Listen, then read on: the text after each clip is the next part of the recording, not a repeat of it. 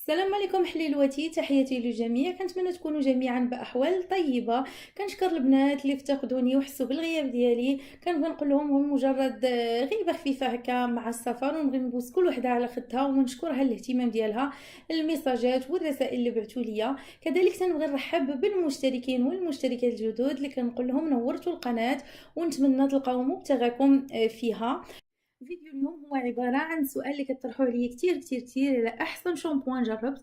هاد شامبوان بمثابة شامبوان قنبلة، يعني رائع جدا، طبيعي، 96% من المواد اللي فيه كلها طبيعية، رائع جدا لحل جميع مشاكل الشعر. والأهم من ذلك أنه رخيص ومتواجد في الأسواق التجارية الكبرى.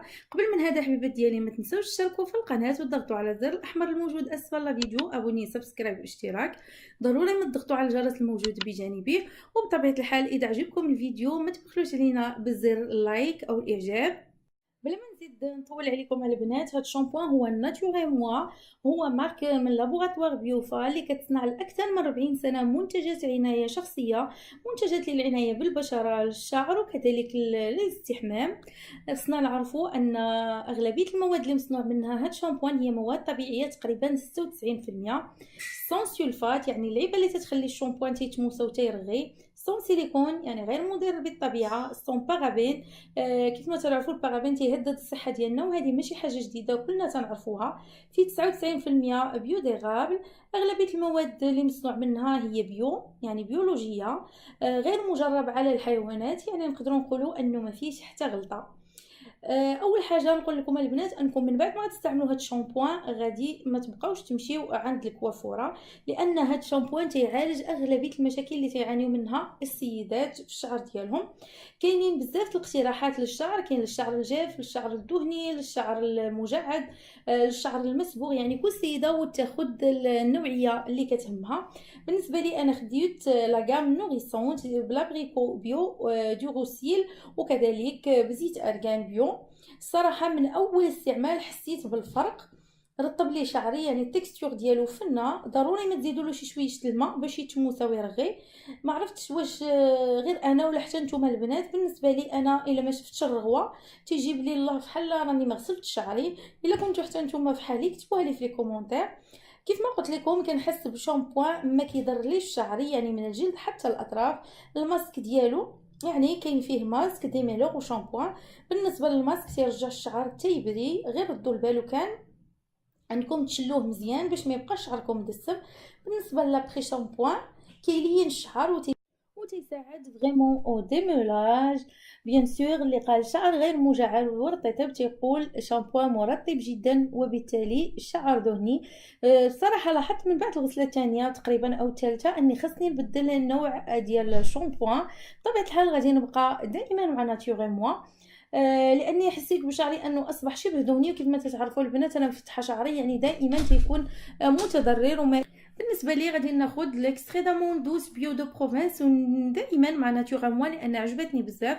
ملاحظه فقط، وملاحظه مهمه جدا بالنسبه للسيدات اللي ديجا عاملين ترطيبه او كيغاتين او حاطين اي حاجه على شعرهم في تدخل فيها مواد كيماويه او ما يحتاج، يعني ممكن غير الناس اللي كانوا تيعملوا شامبوان عادي، يعني شامبوان فيه سيليكون وسيلفات وغيره، فما غاديش يلقاو النتيجه من اول مره، بل بالعكس.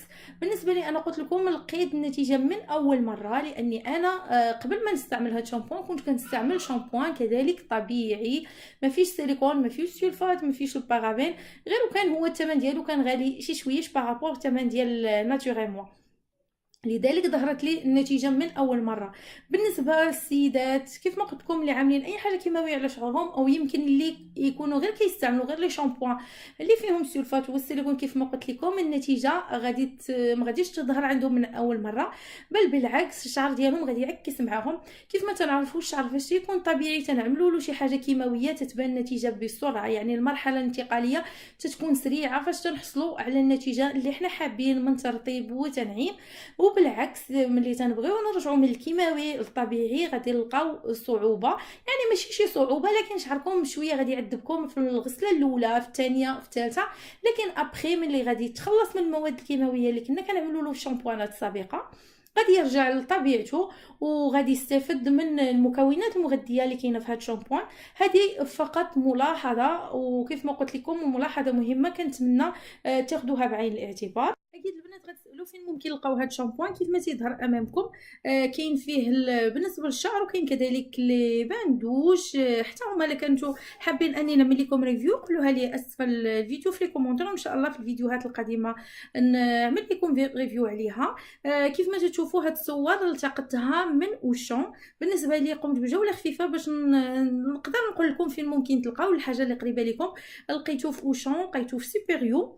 بالنسبه لهاد اللقطات في اللقطات الثانيه فهي من كارفور. كنت وريتو البنات اللي متبعيني في ستوري سواء في الانستغرام او في الفيسبوك، وكذلك البنات اللي متبعيني في سناب شات.